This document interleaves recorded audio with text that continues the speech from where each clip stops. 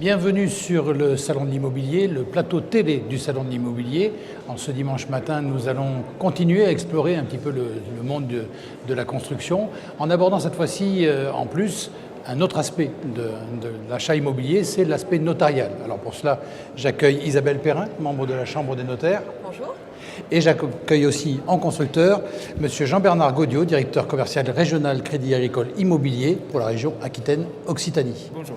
Bonjour. Alors, la construction chez vous, c'est parce qu'on imagine Crédit Agricole, on voit la banque, mais on n'imagine pas assez souvent qu'il y a derrière aussi un promoteur. Bah, tout à fait. Alors, dans le cadre du Crédit Agricole Immobilier Résidentiel, dont je m'occupe de la direction commerciale pour Aquitaine-Occitanie, on a une particularité, c'est que nous sommes ce que l'on appelle un acteur intégré des métiers de l'immobilier. C'est-à-dire que notre objectif est sous une seule et unique entité, donc Crédit Agricole Immobilier, d'accompagner nos clients dans la totalité du process d'une acquisition immobilière. On est bien évidemment producteur de logements, donc promoteur-constructeur. Nous sommes également gestionnaires, syndic de copropriété, on s'occupe également de la transaction. Et bien évidemment, comme notre nom l'indique, on est avant tout une banque, donc nous accompagnons également nos clients dans le cadre des montages de dossiers de financement. Alors, le client qui vient acheter chez vous, il est obligé de prendre un crédit au Crédit Agricole ? Absolument pas. Ah, on peut être quand même dans d'autres banques. Tout à fait. Mais au sein du groupe Crédit Agricole, il faut savoir qu'il existe donc deux groupements financiers, donc le Crédit Agricole et le LCL. Peu de gens le savent. On va s'inverser les mots, ça va pas bien se passer ce matin. Non, avec une particularité, si vous voulez, c'est que bien évidemment, notre métier de base, c'est le métier de promoteur-constructeur. Mais en parallèle de ça, quand un client vient nous voir qui n'est pas forcément client du groupe, on peut lui proposer des solutions d'accompagnement, mais ce n'est absolument pas une obligation.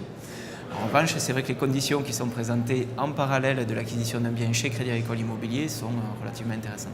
Ça veut dire qu'on a un meilleur taux quand on achète un bien Crédit Agricole Immobilier si on va acheter chez un concurrent. Disons que ce qui se passe surtout, c'est qu'on a des conditions particulières qui sont négociées pour nous auprès des différentes caisses régionales, donc 39 au niveau national, et ce qui nous permet justement d'arriver à accompagner nos clients avec des solutions plus pérennes, on va dire. Alors une fois que le client achète, bien sûr, il se déplace de l'autre côté, chez le notaire. Le notaire, c'est un acteur incontournable, mais souvent on ne vous voit pas forcément comme un appui. Alors le notaire est un acteur incontournable du début à la fin d'un dossier dans le cadre d'un programme immobilier, puisque vous ne pouvez pas aménager, construire et vendre sans le notaire. Voilà. L'aménagement, il y a des contrats à signer, il y a des actes à faire, avec des cahiers des charges, des règlements, tout un tas de documents, des servitudes à créer. Le notaire accompagne l'aménageur à ce niveau-là. Et après, il accompagne aussi le promoteur, puisque une copropriété, du moins un bâtiment vertical, ça ne se divise pas tout seul, ça se réfléchit, ça se pense. On se pose beaucoup de questions, il y a beaucoup d'échanges, il y a de nombreux professionnels qui travaillent, outre le notaire et le promoteur, on a aussi les géomètres qui travaillent avec nous à ce niveau-là. Et bien évidemment, après, le notaire, c'est celui qui va collationner tous les documents du programme, qui va absolument tous les lire. C'est un travail qui est colossal chez nous, ce qu'on appelle le dépôt de pièces, où toute la partie administrative du dossier est gardée chez nous pendant 75 ans. Et en fin de compte, c'est ce qui va garantir au client la bonne exécution du contrat et la remise de ses clés dans un délai qui est en moyenne, en général, de 18 mois à compter du commencement des travaux.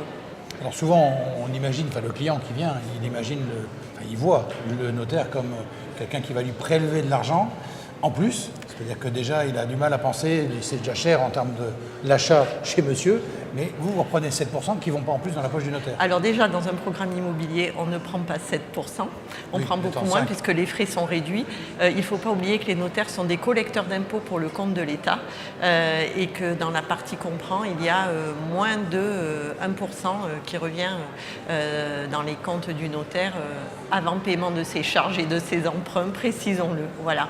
Il ne faut pas oublier non plus que le notaire est l'homme qui donne la garantie au contrat.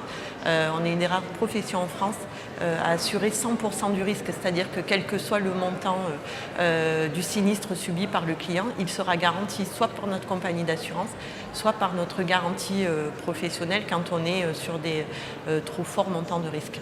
Voilà. Oui, donc c'est quand même important pour l'acheteur. C'est la sécurité juridique, c'est autant important pour le promoteur que pour l'acheteur. On garantit vraiment une vraie sécurité juridique. Alors justement, vous, en tant que promoteur, les notaires, c'est aussi des gens qui vous encadrent, qui vous protègent aussi, c'est quoi ? Mais c'est surtout des personnes qui nous accompagnent. Aujourd'hui, c'est ça, tout à fait. Aujourd'hui, en fait, les deux métiers ne peuvent pas fonctionner, enfin, tout du moins pour notre partie, on ne peut pas fonctionner sans un notaire aujourd'hui, que ce soit en amont d'une opération, c'est-à-dire qu'à partir du moment où on va identifier un terrain Mais la première étape pour avancer sur un éventuel projet, c'est de passer un soussain éventuellement ou une promesse tout du moins avec le notaire et donc le client vendeur, mais également tout au long du projet de vie, on va dire, immobilière de l'opération, quelque part, on est en relation permanente avec le notaire. Parce que comme le soulignait madame, donc, les règlements de copropriété sont écrits et visés en fait, par les notaires. Les divisions, quand on est souvent... Enfin, un promoteur, suivant les opérations, en fait, va souvent fonctionner par le biais de remembrement. C'est-à-dire que bien souvent, quand on fonctionne les dimensions d'opération, on ne se positionne pas que sur une seule parcelle. On va pouvoir se positionner sur 3-4 terrains. Et dans ce cas-là, le rôle du notaire est primordial parce que quelque part, toute l'historisation, on va dire, des différents types de propriétés, de ces différentes parcelles, et quelque part les remembrements avec les différents opérateurs que sont les clients et les promoteurs, qui peuvent être seuls ou à deux d'ailleurs, on peut avoir plusieurs possibilités, on ne peut pas faire aujourd'hui sans les notaires.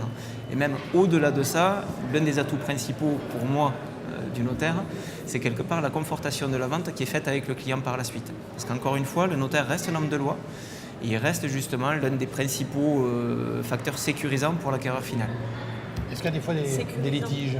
Alors je dirais, pour reprendre ce que vous disiez tout à l'heure, sécurisant aussi pour le promoteur, parce qu'il y a la faisabilité d'un programme d'un point de vue technique et urbanistique, et il y a également la faisabilité d'un point de vue juridique. Parce qu'on peut très bien avoir un permis de construire, mais ce n'est pas parce qu'on a un permis de construire que l'on pourra construire. Parce que le notaire fait un très très gros travail pendant que le promoteur fait toutes ses démarches auprès de la mairie pour avoir son permis de construire. Le notaire vérifie toutes les origines de propriété antérieure, et des fois, en faisant ce travail, on a la malencontreuse malchance de tomber sur un cahier des charges de lotissement qui peut empêcher la mise en place d'un programme immobilier, ou de tomber sur une servitude qui peut aussi empêcher la mise en place d'un programme immobilier. Donc le notaire est aussi le garant pour le promoteur de la sortie de son programme en toute sécurité juridique.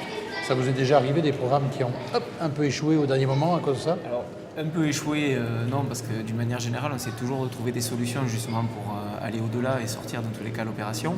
Mais il est vrai que le notaire nous sert principalement de relais sur tous ces points-là. Bon, comme je disais tout à l'heure, je m'occupe de différentes agences donc, qui sont sur Toulouse, Montpellier et Bordeaux. Et il est vrai que sur Toulouse, dernièrement, on a eu une surprise comme ça sur un secteur de Toulouse qui était soumis justement à un règlement de lotissement et sur lequel il a fallu interférer pendant plusieurs mois pour pouvoir dire de modifier ce point-là. Alors quand on y arrive, c'est bien, mais c'est vrai que ça peut ne pas être forcément tout le temps le cas non plus. Oui, donc on peut aussi avoir des surprises de votre côté. Donc Qui peuvent bloquer totalité. Donc vous êtes garanti par le notaire qui va lui chercher avec le cadastre, qui va faire toutes les recherches. C'est vraiment un travail de fourmi, parce que moi personnellement, quand c'est fait au sein de mon étude, on fait des recherches sur une centaine d'années. Parce que vous pouvez avoir de très vieux cahiers des charges de lotissement qui peuvent empêcher, ou de très vieilles servitudes qui peuvent empêcher. Ça peut arriver. Donc il n'y a que comme ça qu'on a la quasi-certitude d'avoir balayé tous les problèmes qui pourraient se présenter. Parce que ce droit foncier justement de servitude, ce genre de choses, ça ne s'élimine jamais dans le temps? Non, c'est un droit qui est perpétuel, qui est attaché au terrain et qui ne s'élimine pas et qui est transmis avec le bien. Mais qui peut quand même s'arrêter après si on rachète plusieurs lots où il y avait une servitude? Alors, pour que ça s'arrête, il faut que les propriétaires des deux fonds qui bénéficient de la servitude soient réunis en la même personne. Tant que vous avez deux propriétaires différents, cette servitude perdure. Donc après, le seul moyen de la faire arrêter, c'est de trouver une négociation amiable avec le bénéficiaire de la servitude. Oui, donc il y a quand même des casse-têtes comme ça qui arrivent qu'on n'attend pas, mais qui remettent en cause du coup, parce que quand on prend 2, 3, 4 mois, 6 mois de retard, c'est, j'imagine, très pénalisant pour vous. Ça peut être des solutions qui peuvent être dérangeantes sur du long terme, on va dire. Mais l'intérêt qu'il y a, encore une fois, le jour où nos métiers de promoteurs seront simples, ça se saura. Pour le moment, c'est vrai que quelque part, chaque opération est une perpétuelle remise en question. Aujourd'hui, on n'a pas un projet qui se déroule comme on l'avait prévu au départ, ou d'une manière générale, tel qu'il avait été écrit ou pensé, que ce soit par l'architecte, que ce soit par le promoteur. Et bon, quelque part, c'est la vie quotidienne de nos métiers, mais quelque part, c'est ce qui fait son charme également. Si c'était trop simple, on s'ennuierait, il faudrait qu'on fasse autre chose. Donc là, au moins, on est tranquille. Oui, donc effectivement, même pour vous, c'est pareil, c'est chaque fois différent. Il arrive régulièrement quelque chose de nouveau qui nous oblige à faire des recherches, différents échanges, du travail, comme je vous disais, interprofessionnel. On a parlé tout à l'heure des géomètres, on pourrait parler aussi des avocats, parce que quand on est notaire en promotion immobilière, on bosse beaucoup avec des spécialistes en urbanisme, voilà. Et il y a des fois où vous n'avez pas trouvé de solution? Non, on finit toujours par arriver à trouver des solutions. Comme disait monsieur, des fois ça prend énormément de temps, mais on y arrive. On va dire que les seuls facteurs de blocage qu'on peut avoir, c'est quand on a un recours permis, ou des fois c'est un petit peu plus compliqué, mais sinon on arrive à trouver des solutions. Bon, les solutions, c'est aussi pour vous qui allez acheter, d'être sûr avec un notaire que tout est garanti et que le promoteur aussi a bien fait les choses dans les règles de l'art de son côté. Merci à tous les deux. Merci. On se retrouve dans un nouveau plateau dans quelques temps. Vous pouvez revoir celui-ci ainsi que tous les plateaux du Salon de l'Immobilier, 31e édition, sur la chaîne YouTube du Salon de l'Immobilier, ainsi que sur le site de notre partenaire Forum TV.